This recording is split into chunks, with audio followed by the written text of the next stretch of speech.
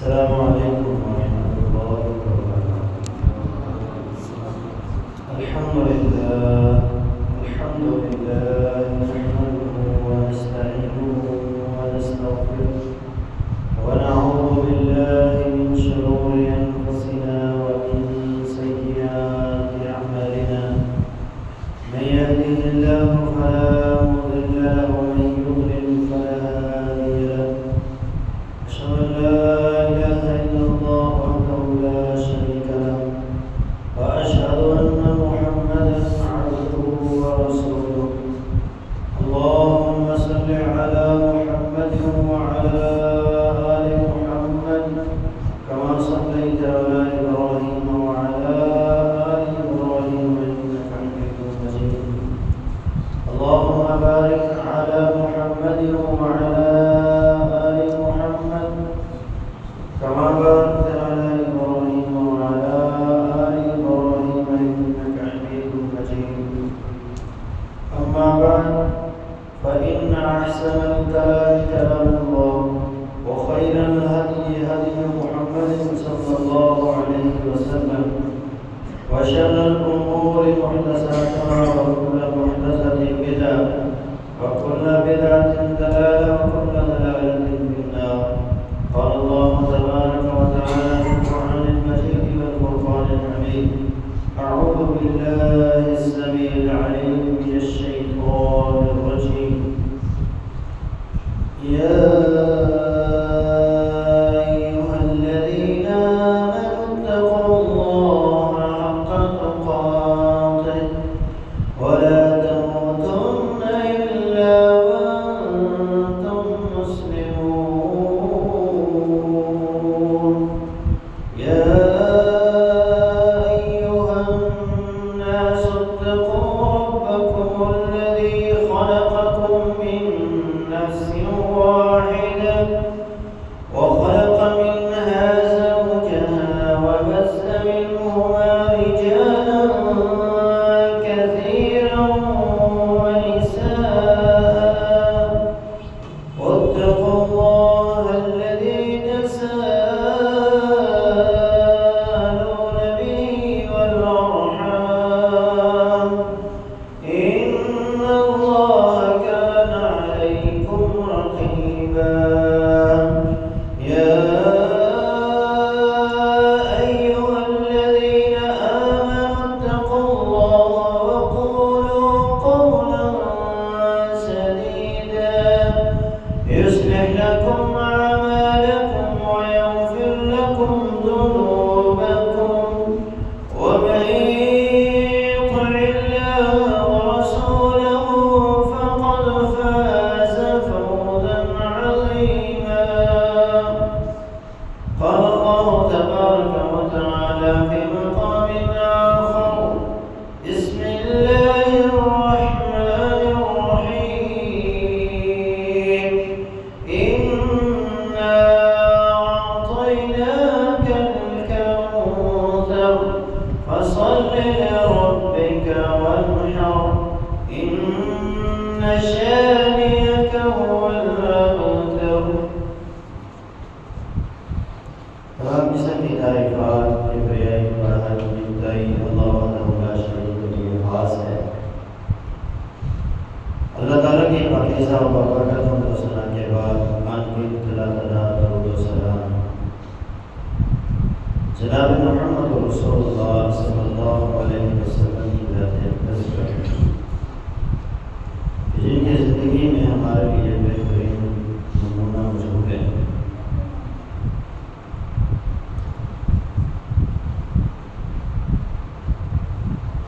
جن دنوں سے ہم گزر رہے ہیں ان دنوں کی اللہ کے ہاں بڑی اہمیت ہے، بڑی عظمت اور بڑی شان سے ان دنوں کو نوازا گیا ہے. نبی علیہ السلام نے ان دنوں کی عظمت اور شان کو بیان کیا تو آپ نے فرمایا: ما من ایام افضل عند اللہ من ایام عشر ذی الحجہ.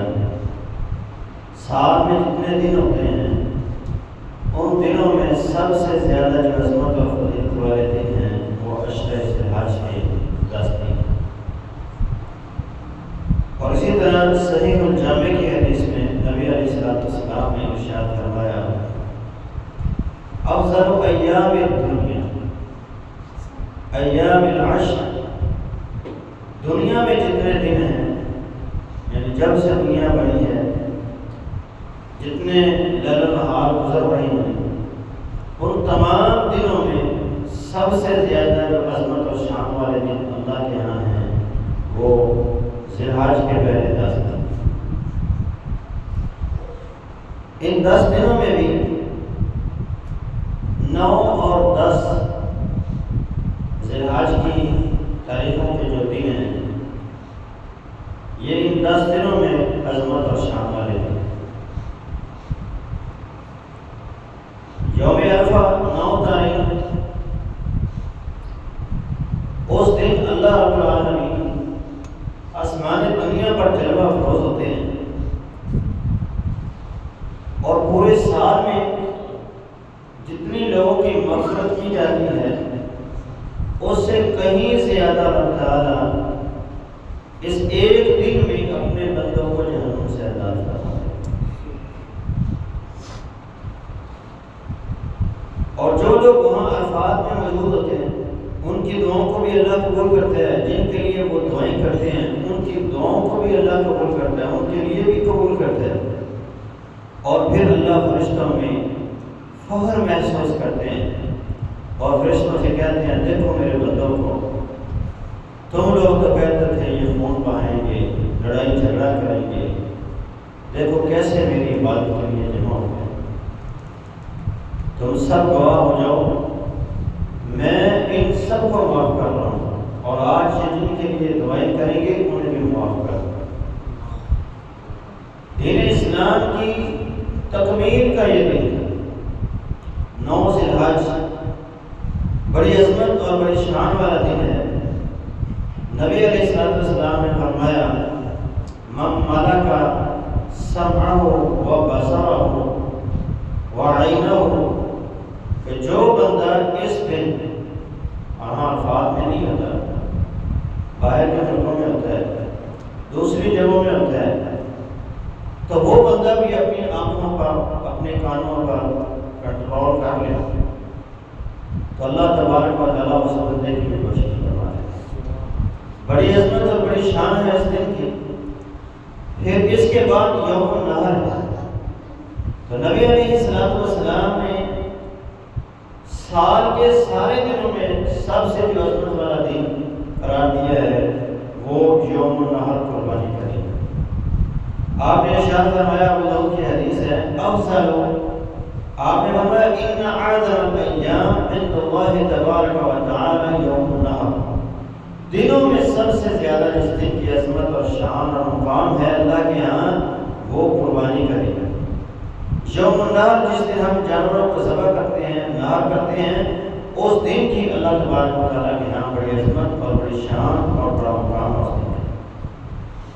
یوم النحر میں جتنے بھی کام کیے جاتے ہیں، نماز پڑھی جاتی ہے، مسلمانوں سے ملا جاتا ہے، اور بھی جتنے ہم نیکی کے کام کرتے ہیں، ان تمام کاموں میں بھی کچھ کام ایسے ہیں جو اللہ کو بڑے محبوب ہیں۔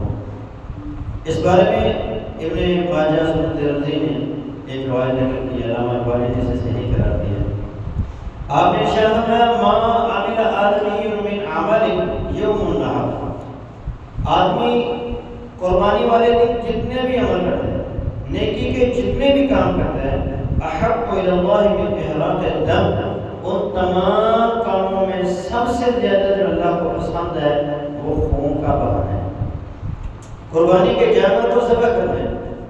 وَإِنَّهَا لَتَأْتِي يَوْمَ الْقِيَامَةِ، آپ علیہ السلام نے فرمایا یہ اتنا اللہ کو پسند ہے عمل کہ قیامت کا دن ہوگا، یہ جانور جسے اللہ کے نام پر آج ذبح کیا جا رہا ہے، یأتی یوم القیامت بقرونها واشعارها واضلافها، قیامت کے دن آئے گا اپنے کھروں کے سمیت، اپنے سینگوں کے سمیت اور اپنے بالوں کے ساتھ یہ آئے گا، اور اس کو ترازو کی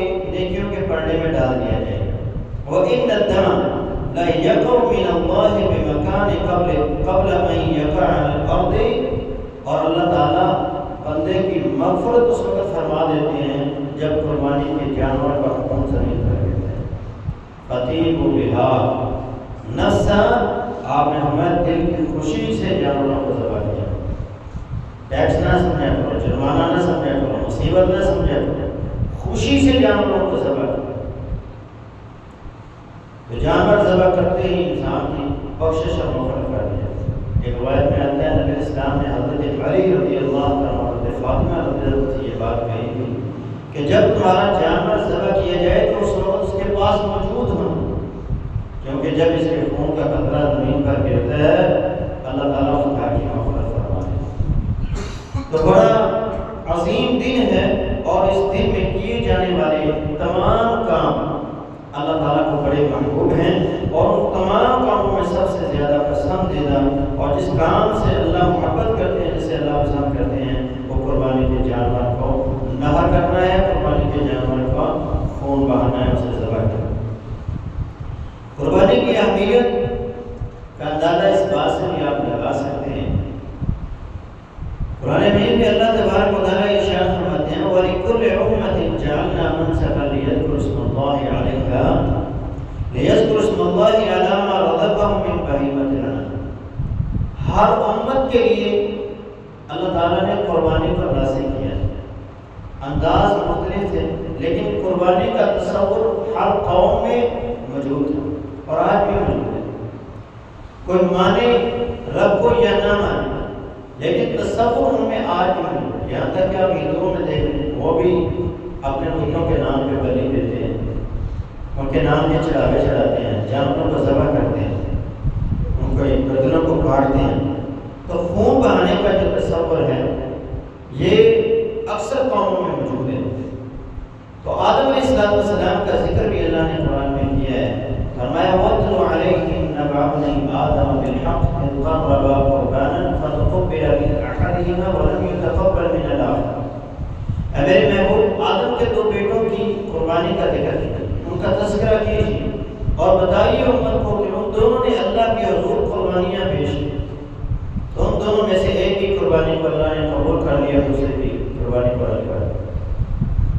اس وقت یہ رواج ان کے اندر موجود تھا، یا اللہ کا حکم یہ تھا کہ جب وہ اللہ کے نام کی کوئی چیز دیتے تھے تو ایک جگہ پہ رکھ دے جاتے اور پھر آسمان سے آگ آتی، جس کی قربانی قبول ہوتی اس کو وہ کھا لیتی، اور جس کی قربانی قبول نہیں ہوتی تھی اس کو آگ چھوڑ کے چلی جاتی۔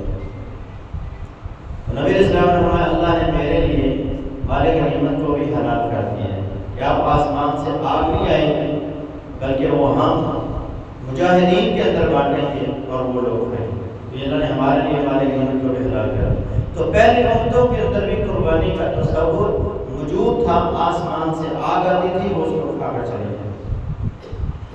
اسی چیز کو مد نظر رکھتے ہوئے نبی علیہ السلام نے حکم دیا امت کے لوگوں کو اور فرمایا یا ایھا الناس علی اہل بیت فی کل عام اضحیہ، کہ اے لوگوں ہر گھر پر سال میں ایک بار جانور کا ذبح کرنا ہے۔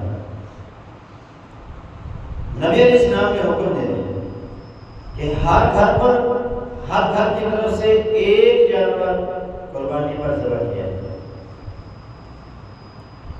جیسے جیسے قربانی قریب آتی ہے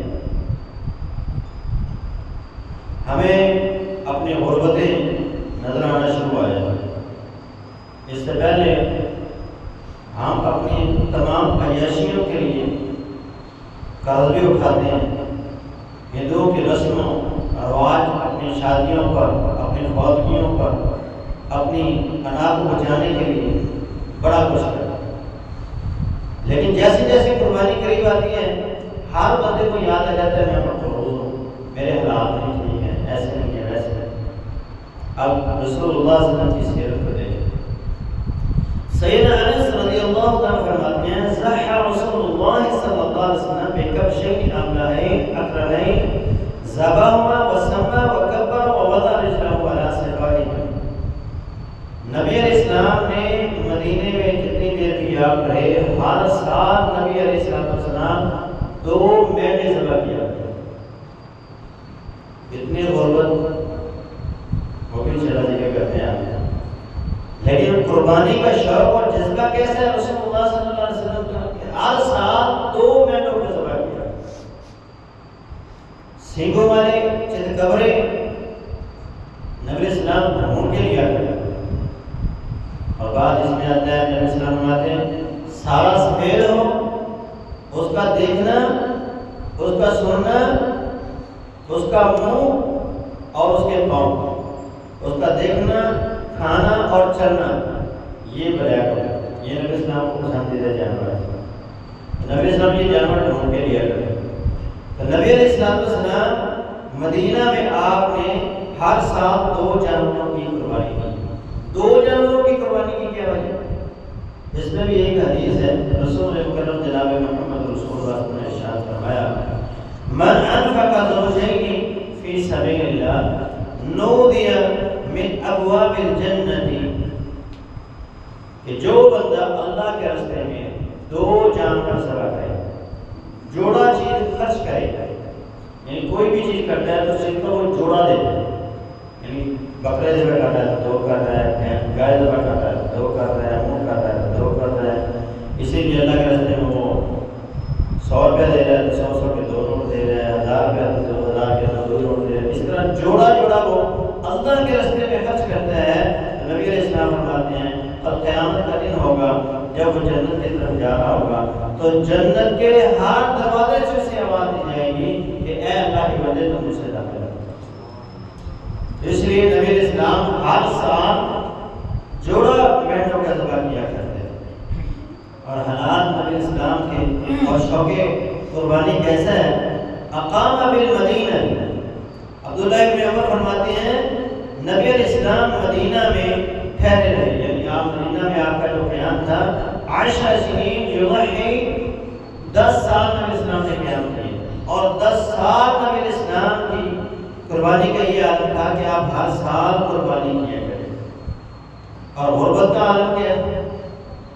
سیدہ عائشہ رضی اللہ عنہ فرماتی ہیں ما شبع آل محمد صلی اللہ علیہ وسلم منذ قدم المدینہ من طعام البر 3 لیال اتباعا حتی قبض، میرے محبوب مدینہ میں جتنے دن رہے، جتنے سال آپ زندہ رہے، آپ کی زندگی میں 3 دن ایسے نہیں آئے کہ آل محمد نے سیر ہو کر 3 دن لگاتار گندم کے آٹے کی روٹی کھائی، ایسے غربت۔ اور ایک حدیث میں آتا ہے کہ جو کی روٹی 2 دن مسلسل ہم نے نہیں کھائی، پیٹ بھر کے، یہ غربت کا عالم۔ اور آج کا مسلمان سال سے غفلت کا شکار ہے، اور رسول اللہ صلی اللہ علیہ وسلم کی اس پیاری اور متواتر سنت موقدہ جو ہے آپ نے ہمیشہ کیا ہے، سنت اس سنت سے منہ موڑے ہوئے ہے غفلت میں۔ ہمارے ملک میں کیا ہمارے علاقے میں آپ دیکھ رہے ہیں اکبر آباد میں آپ کو ایسا گھر نظر نہیں آئے گا جسے 3 دن تک مسلسل کھانا نہ ملا، اس سے بڑھ کے آگے دیکھیں۔ سیدہ عائشہ فرماتی ہیں کان یاتی علینا الہلال ثم الہلال ثم الہلال 3 اہلۃ فی شہرین وما اوکل فی ابیات رسول اللہ صلی اللہ علیہ وسلم النار، 3 مہینے گزر جاتے ہیں، رسول مکرم کے 9 گھروں میں کسی ایک گھر میں بھی آگ نہیں جلتی، چولہا نہیں جلتا، ایسے غربت۔ کوئی ایسا ایک غریب اکبر آباد میں نہیں ہے، ہمارا غریب سے غریب بھی روزانہ کی 1-1.5 ہزار دیہی لگاتا ہے، اور پھر بھی روتے ہی رہتے ہیں، شکری کے کلمات زبان پر ہی رہتے ہیں۔ رسول مکرم صلی اللہ علیہ وسلم کی حالت ہے، آپ سوچیں گے کہ پھر کھاتے پیتے کیا تھے، زندہ کیسے رہتے تھے؟ اس اس شاگرد نے بھی سوال کیا ماں جی پھر زندہ کیسے رہتے تھے؟ تو آپ نے فرمایا کھجور اور پانی یہی ہماری زندگی ہے۔ اور کبھی ایسا ہوتا ہے کھجور بھی نہ ہوتی، کھجور کی گٹھلیوں کو چوستے اور پانی پیتے اور دن گزارتے۔ ایسے غربت کے باوجود میرے اور آپ کے پیارے حبیب جناب محمد رسول اللہ قربانی کا موقع آتا تو یہ نہیں کہتے تھے میں مقروض ہوں، میں بڑا غریب ہوں۔ آپ دو مہینے ذبح کرتے، دو جانور ذبح کرتے، اور رسول اللہ صلی اللہ علیہ وسلم کی صحبت میں رہنے والے صحابہ کی کیفیت کیا تھی؟ آپ سے تربیت حاصل کرنے والے صحابہ کی کیفیت کیا تھی؟ ہجرت کر کے جب صحابہ مدینہ میں آئے تو وہ مہاجر جو تھے وہ سب کچھ چھٹا کے مدینہ میں پہنچے تھے، تو انصاریوں نے اللہ کے لیے اپنا سب کچھ ان کے لیے ہبہ کر دیا۔ حالات دونوں طرف کمزور تھے، قربانی کا موقع آیا تو رسول مکرم جناب محمد رسول اللہ نے ارشاد فرمایا قربانی کرو، ہر گھر پر ایک جانور کا ذبح کرنا ضروری ہے۔ قربانیاں کرنے والے تھوڑے تھے، کھانے والے زیادہ تھے، نہ کرنے والے زیادہ تھے۔ پہلا سال سے صحابہ کی زندگی میں آئے،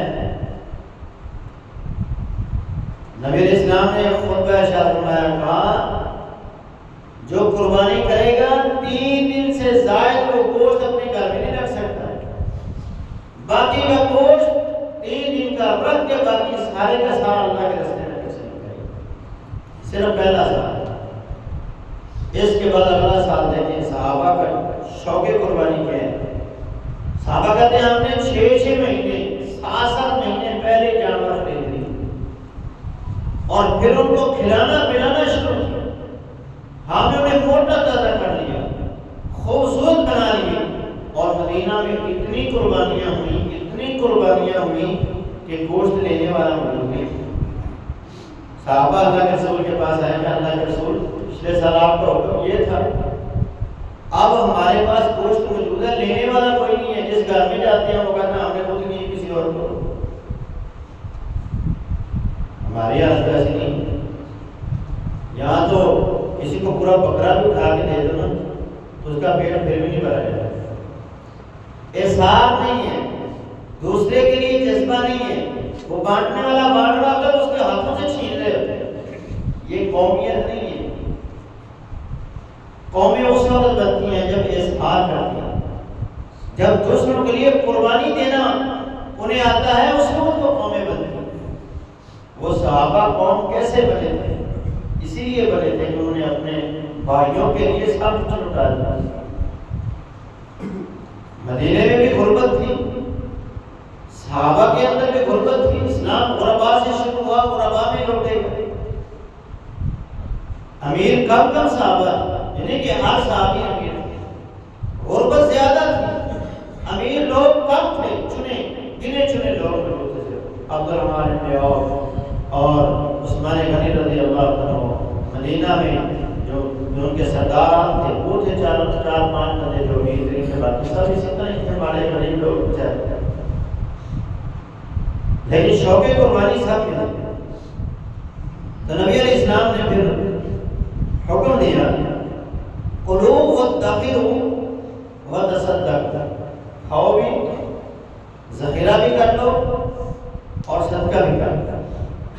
صحابہ کہتے ہیں کہ گوشت ہمارے پاس اتنا بچا کہ ہم نے اسے خشک کر دیا، اور اگلا سال قربانی کا آ گیا، ہم پورا سال میں گوشت کھاتے ہیں۔ اتنی قربانیاں ہیں، لوگوں کے پاس اتنا گوشت ہو گیا کہ جو انہوں نے خشک کیا پورا سال کھاتے رہے۔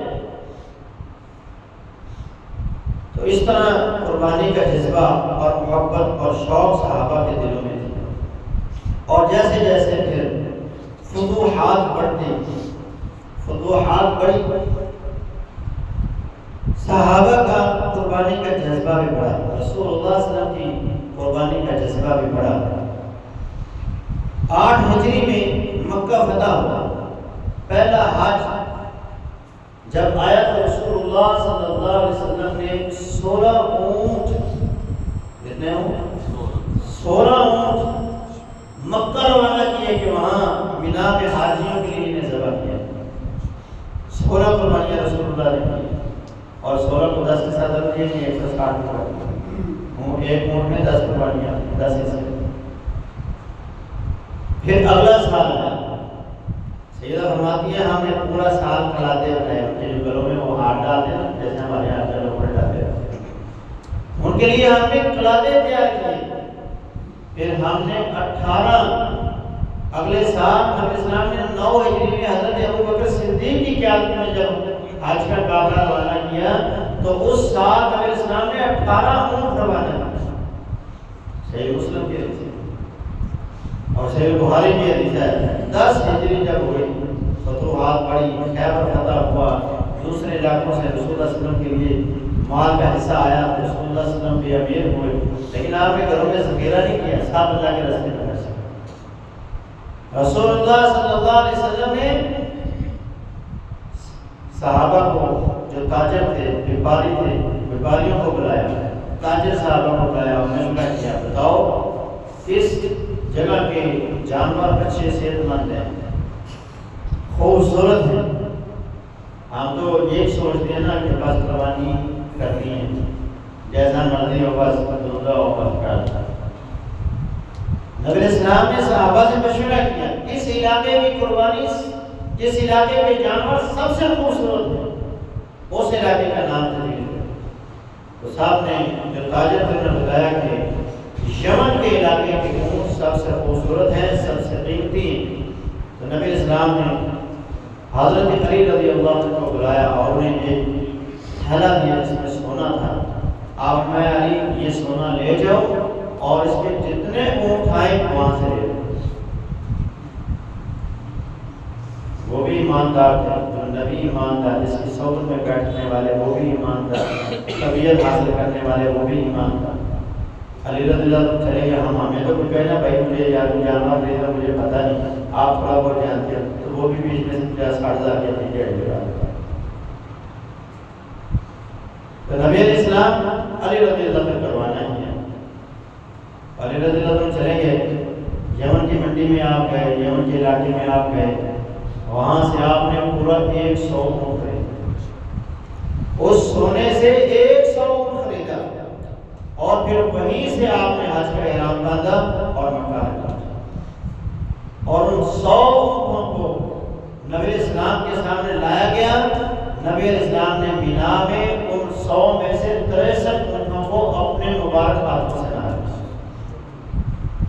ہم تو کہتے نہیں بچے ڈالتے تھے، بچے ڈالتے خون نظر آ گیا، نظر خود نبی اسلام نے اپنے جانوں کو نہایا۔ نبی اسلام سے نرم و ملائم ہاتھ کو دنیا میں کسی کے نہیں، جب وہ کر سکتے تو آپ کیا کرتے ہیں؟ آپ بھی اپنے جانوں کو خود ذبح کریں۔ یہ جو فصلی کسائی ہوتے ہیں نا، موسمی کسائی سالانہ ہوتے ہیں، ان میں سے کئی ایسے ہیں جو کسائی ہوتے ہیں، ہمیں پتہ ہی نہیں ہوتا، کئی غیر مسلم ہوتے ہیں، بس وہ دیہات لانے کے چکروں میں آئے ہوتے ہیں، پتہ بھی نہیں ہوتا، وہ تکبیر پڑھتا بھی نہیں پڑھتا۔ اپنے جانور کو خود ذبح کرنا، بے نماز کا ذبیحہ حرام ہے، مشرک کا ذبیحہ حرام ہے، آپ اپنے ہاتھ سے اپنے جانور کو ذبح کریں۔ کسی مشرک نے کوئی جانور ذبح کیا ہو، بے نمازی نے کوئی جانور ذبح کیا، اس سے گوشت نہیں لے سکتے آپ، تو آپ اس کو اپنے حق حلال کی محنت کی کمائی سے کہیں کہ میرے جانور کو ذبح کرو، تو احتیاط کیجیے۔ رسول مکرم جناب محمد رسول اللہ صلی اللہ علیہ وسلم کا شوق کا جذبہ دیکھیں کہ 63 اونٹوں کو نبی اسلام نے اپنے ہاتھ سے نہایا۔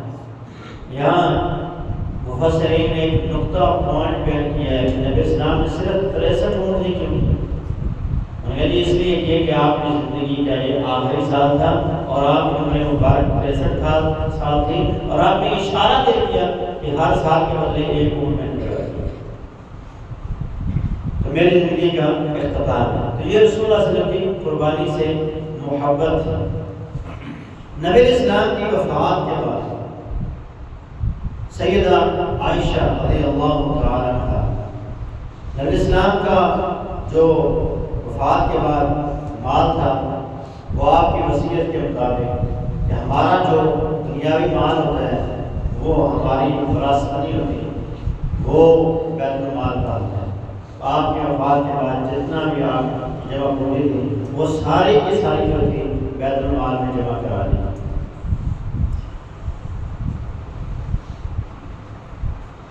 تو پھر نبی اسلام کے گھرانے کا خرچے کا مسئلہ آیا. یا نبی اسلام کی بیویاں کیا کریں؟ عبدالرحمن بن عوف نے کہا کہ ان کا سارا خرچہ میرے سے. ان کے لیے ایک باغ بھی ہبہ کیا. اس باغ کی جتنی آمدن تھی وہ نبی اسلام کی بیویوں میں تقسیم کی جاتی ہے. اس کے علاوہ بھی وہ ماہانہ اور سالانہ خرچہ نبی اسلام کی بیویوں کو دیتے تھے.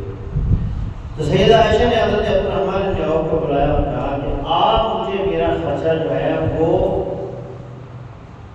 عید الاضحیٰ سے قربانی سے تھوڑے دن پہلے دیا کریں. میں کہا کیوں؟ فرمایا میں نے قربانی کرنی ہوتی ہے سنت دارمی ہے. انہوں نے کہا ٹھیک ہے آپ کو قربانی میں مل جایا کریں گے.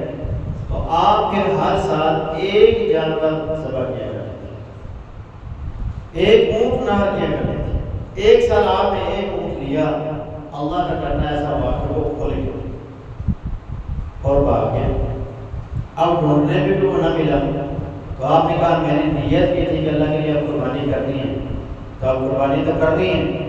جو خرچہ باقی بچا ہوا تھا آپ نے کہا اس کا بھی جانور دے دو باقی اللہ والا سے.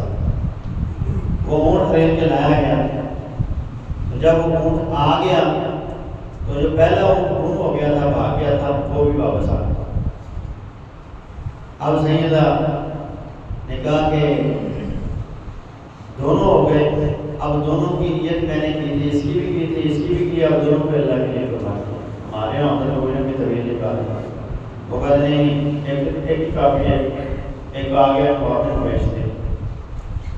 یہ محبت کا ان کا, یہ محبت تھی ان کی قربانی کے ساتھ. دونوں اونٹ ذبح کرا. اب انہوں نے اگلا سال جب آیا تو کہا کہ پچھلے سال 2 کیے ہیں, اب ایک نہیں, آج بھی 2 ہی کیے. سال کا خرچہ اللہ کا. 2 اونٹ خرید لیے, اللہ کا کرنا ایسا ہو وہ بھی بھاگ گیا. اور وہ بھاگے کہ وہ مدینہ سے باہر نکلے. مدینہ میں ڈھونڈا گیا, ارد گرد ڈھونڈا گیا, وہ اونٹ نہ ملا.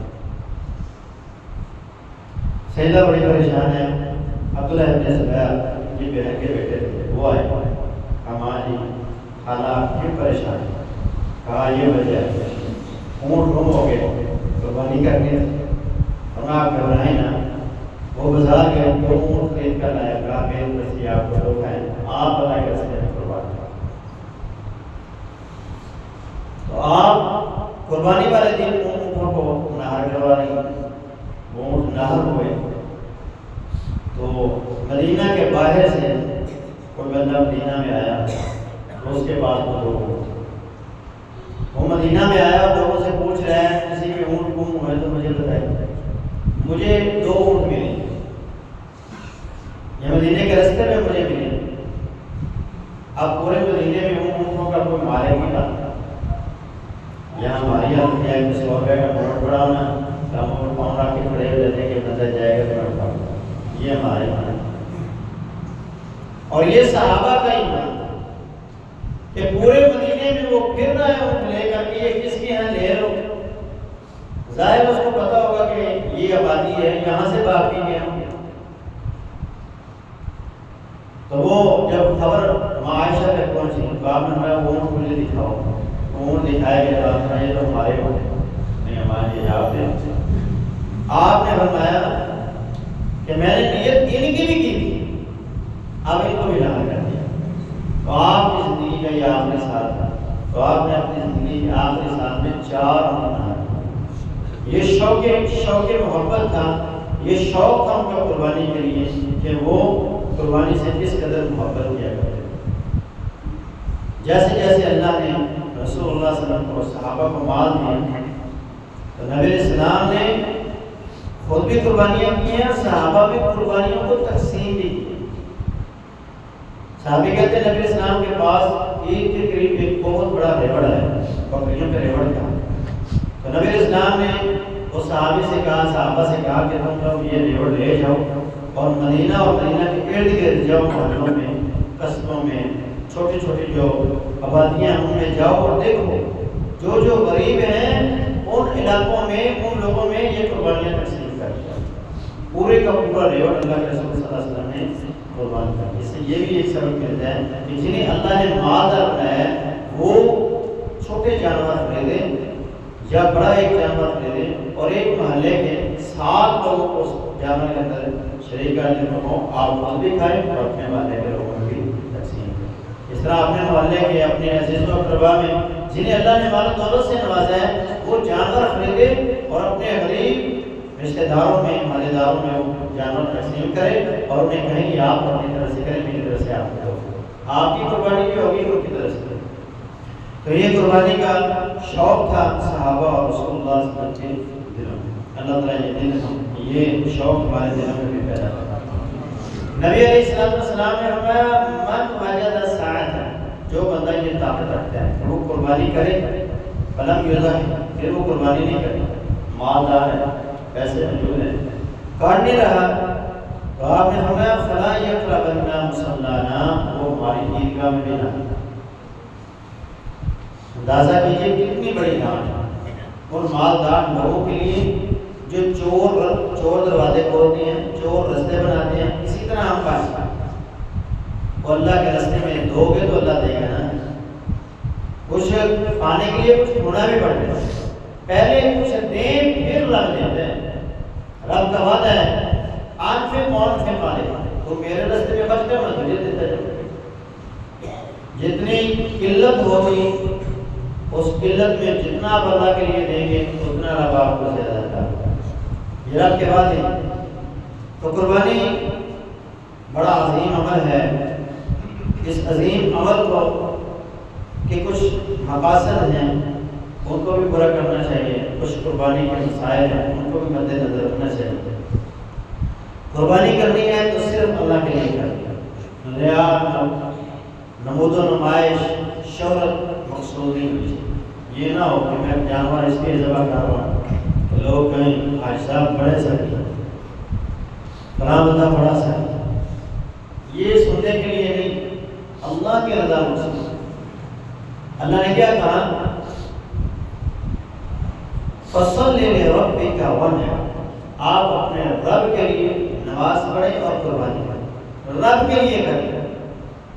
قل ان صلاتی و نسکی و محیای و مماتی للہ رب العالمین، کہیں میری نماز، میری قربانی، میرا زندہ رہنا، میرا مرنا میرے رب کا، یعنی آپ کی قربانی کا مقصد یہ ہو کہ آپ اللہ تعالیٰ کی رضا کو حاصل کرنا چاہتے، اللہ کے لیے ہو، لوگوں کے لیے نہ ہو، شہرت کے لیے نہ ہو۔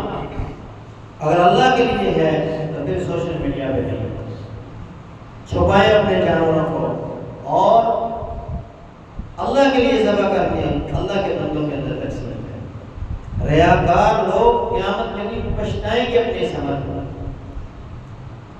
کہ دنیا میں انسان مال بھی خرچ کرے اور قیامت کے دن سب سے پہلے اسے جہنم کے اندر پھینک دیا جائے، اس سے بڑا بدبخت اور کوئی۔ یاد رکھیے محبوب علیہ السلام نے ارشاد فرمایا تھا جو عمل بھی آپ کرو، نیکی کا کوئی بھی عمل آپ کرو، اللہ اس عمل کو لوگوں کے سامنے ظاہر کرے، آپ چھپ کے کریں، جہاں مرضی کریں، جتنا مرضی چھپائیں، اللہ خود ظاہر کرے گا۔ جب اللہ خود ظاہر کرے گا تو عمل کی لوگوں کے دلوں میں محبت ہوگا، آپ کے لیے محبت پیدا۔ جب آپ لوگوں کے لیے کریں گے پھر محبت نہیں ہوتی، تو اس لیے اللہ کے لیے عمل کریں۔ قربانی کا مقصد اللہ تعالیٰ کی رضا کو حاصل کرنا ہونا چاہیے، تقوی کا حصول۔ یہ اللہ نے خود بیان کیا، فرمایا نہیں ینال اللہ لحومها ولا دماؤها ولکن ینالہ التقوی منکم، اللہ کو تمہارے قربانی کے گوشت اور یہ قربانی کا جو خون ہے یہ نہیں پہنچتا۔ کیا پہنچتا ہے؟ تمہارے دلوں کا تقوی پہنچتا ہے، تمہارے دلوں میں کیا ہے یہ پہنچتا ہے۔ اللہ جو دیکھتا ہے وہ دلوں کا تقوی دیکھتے ہیں، اور متقی بندے کی قربانی قبول ہوتی ہے، بے نمازی کی قربانی قبول نہیں ہوتی۔ جو بندہ متقی نہیں ہے، پرہیزگار نہیں ہے، اللہ کے حلال کو حلال اور حرام کو حرام نہیں سمجھتا، اس کی کوئی قربانی قبول نہیں۔ متقی بندے کی قربانی قبول ہے۔ اللہ نے دو الفاظ میں کہا انما یتقبل اللہ من المتقین، قربانی اسی کی قبول ہے جو متقی بندے۔ قربانی سنت کے مطابق ادا کی ہے۔ کچھ لوگ فجر کے بعد ہی جانوروں کو ذبح کر دیتے ہیں، عید کی نماز نہیں پڑھتے۔ نبی اسلام نے فرمایا وہ گوشت ہے کھانے کا، قربانی کا گوشت نہیں۔ اور میں جس بندے نے ہمارے ساتھ عید کی نماز پڑھی اور پھر بعد میں اس نے جا کر اپنے جانور کو ذبح کیا، فقط اصاب سنتنا، وہ اس بندے نے ہماری سنت کو پالا، اس بندے کی قربانی پر قبول ہو۔ کیونکہ نبی اسلام عید کی نماز کے لیے نکلے گھر سے تو آپ نے کچھ گھروں سے خون بہتا ہوا دیکھا۔ آپ نے یہ بات کہی کہ صحابی کھڑے، اس نے کہا اللہ کے رسول میرا مطمئن نظر یہ تھا کہ کرنی تو ہے ہی ہے، 2-4 منٹ پہلے کیا 2-4 منٹ بعد نہیں، تو میرا یہ مقصد تھا کہ میرا گوشت غربا کے گھروں میں سب سے پہلے پہنچے۔ ہمارا مقصد یہ تھا نا فریجوں میں سب سے پہلے پہنچے، ان کا مطمئن نظر یہ تھا کہ غربا کے گھر میں سب سے پہلے پہنچے۔ تو نبی علیہ السلام نے فرمایا قربانی عید کے بعد ہے، پہلے نہیں، لہٰذا اس کی جگہ پہ اور جانور ذبح کرو۔ اس نے کہا میرے پاس اور جانور نہیں ہے، ایک جیسا ہے بکری کا بچہ 1 سال کا ہے، تو آپ نے فرمایا تیرے لیے جائز ہے، تیرے بعد کسی کے لیے جائز نہیں، تو کر۔ تو نبی اسلام نے صرف اسے اجازت دی کہ تم کھیرا جانور، جزا جانور 1 سال کا بکری کا بچہ ہے یہ تو کر سکتا ہے، کیونکہ تیرے پاس اور ہے نہیں، یعنی تجھے بھی 2 دانت والا دوسرا جانور نہیں کرنا چاہیے۔ پھر نبی اسلام نے فرمایا لا تذبحوا الا مسنّا، جو جانور ذبح کیا جائے وہ 2 دانت والا ہونا چاہیے، کھیرا نہیں ہونا چاہیے، الا یوسر علیکم، مگر یہ کہ تمہیں مارکیٹ میں 2 دانت والا جانور میں نہیں ملا، مشکل ہو گیا یا ریٹ اتنا زیادہ ہو گیا کہ آپ کے پاس 60-70 ہزار ہیں اور قربانی کا جانور جو ہے وہ 1,00,000-1,25,000 کے اوپر، تو اس صورت کے اندر یا تو آپ گائے میں اپنا حصہ ڈال دیں، اونٹ میں اپنا حصہ ڈال دیں، اگر وہ بھی نہیں مل رہا تو پھر آپ بھیڑ کا 1 سال، بکری کا نہیں، بھیڑ کا 1 سال کا بچہ ذبح کر سکتے ہیں۔ یہ جو 6 مہینے والی بات ہے یہ صرف ہوائی بات ہے، 1 سال بھیڑ کا 1 سال کا بچہ وہ ذبح کیا جا سکتا ہے، وہ بھی نہ ملنے پر۔ قربانی کا جانور جب خریدا جائے تو اس میں نبی اسلام نے فرمایا اس کا کانا پن دیکھ لیا جائے کہ وہ ایک آنکھ سے کانا تو نہیں، اس کی آنکھوں کو دیکھا جائے کہیں وہ جانور اندھا تو نہیں ہے، وہ جانور بھینگا تو نہیں ہے، یہ جانور اللہ کے یہاں قبول ہے۔ لنگڑا جانور اللہ کے یہاں جس کی ٹانگ خراب ہو وہ بھی اللہ کے یہاں قبول ہے۔ لاغر کمزور بوڑھا جانور جس کی ہڈیوں کے اوپر گوٹی نہ ہو، بالکل مر چکا ہو، جو مرنے کے قریب ہو، ایسا جانور وہ بھی اللہ کے یہاں قبول ہے۔ کان کٹا جس کا درمیان سے کان کاٹا گیا ہو یا لمبائی میں کان کاٹا گیا ہو، ایسا جانور بھی اللہ کے یہاں قبول نہیں ہوتا۔ چھوٹا موٹا جو نقریں بری ہوتی ہیں ان کا کوئی حرج نہیں ہے۔ سینگ ٹوٹا ہوا جانور، یعنی ایک سینگ ٹوٹا ہوا ہے تو وہ جانور بھی اللہ کے یہاں قبول نہیں ہوتا۔ ایسا جانور جو ہم خریدتے تو صحیح ہے لیکن بعد میں نقص پڑ جاتا ہے، بیمار ہو جاتا ہے یا اس کو چوٹ آ جاتی ہے، زخم لگ جاتا ہے، تو ایسے جانور کی قربانی علماء کہتے ہیں جائز ہے، کیونکہ جب اس نے خریدا تھا تمام شرائط اور روزے خاطر لا کے خریدا تھا، اب یہ مال اللہ کا، اگر اس میں کوئی نقص آ گیا یہ اللہ کا، کیونکہ ہم نے جب خریدا تھا تو ہم نے صحیح اور صالح خریدا تھا، کسی قسم پر کوئی نقص نہیں۔ ایسے جانور کی قربانی جائز ہے۔ اگر کوئی بندہ دوسرا جانور خرید کے کرتا ہے کیونکہ اس کی دلی محبت ہے اللہ تعالیٰ سے تو وہ کرتا ہے وہ بہتر ہوتا ہے۔ اس حدیث پر ہم غور کریں پتہ چلتا ہے کہ ایسا جانور جو لنگڑا لولا کانا مہنگا ہو وہ اللہ کے یہاں قبول نہیں ہوتا، کمزور جانور اللہ کے یہاں قبول نہیں ہوتا، تو ایسا مسلمان کیسے اللہ کے یہاں قبول ہوگا جو بے نماز ہو، جو روزہ خور ہوگا، جو زکوٰۃ نہ دینے والا ہوگا، جو رشوت خور ہوگا، جو زبان کی حفاظت نہیں کرتا، کانوں کی حفاظت نہیں کرتا، آنکھوں کی حفاظت نہیں کرتا، دین سے دور مسلمان کیسے اللہ کے یہاں؟ کبھی سوچے ایک جانور اللہ کے یہاں قبول نہیں ہو سکتا تو میں اور آپ کس طرح اللہ کے یہاں قبول ہوں؟ یاد رکھیے اللہ نے فرمایا ان السمع والبصر والفؤاد كل اولئک کان عنہ مسئولا. یہ آنکھیں ان کے بارے میں پوچھا جائے گا، یہ کان ان کے بارے میں پوچھا جائے گا، یہ دل اس کے بارے میں پوچھا جائے گا، ہر ایک چیز کے بارے میں مجھ سے سوال کیا جائے گا.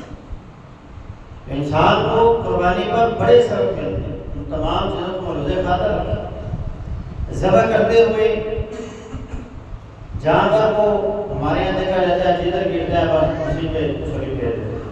ایسا نہیں کرنا چاہتا. نبی اسلام نے جانور کا منہ قبلہ رخ کیا ہے، ٹانگیں بھی قبلہ رخ کی ہے، اور پھر نبی اسلام نے جانور کے بائیں ہاتھ میں اس کے منہ کو پکڑا ہے اور دایاں پاؤں آپ نے اس کی گردن کے اوپر رکھا ہے اور بسم اللہ اللہ اکبر پڑھے.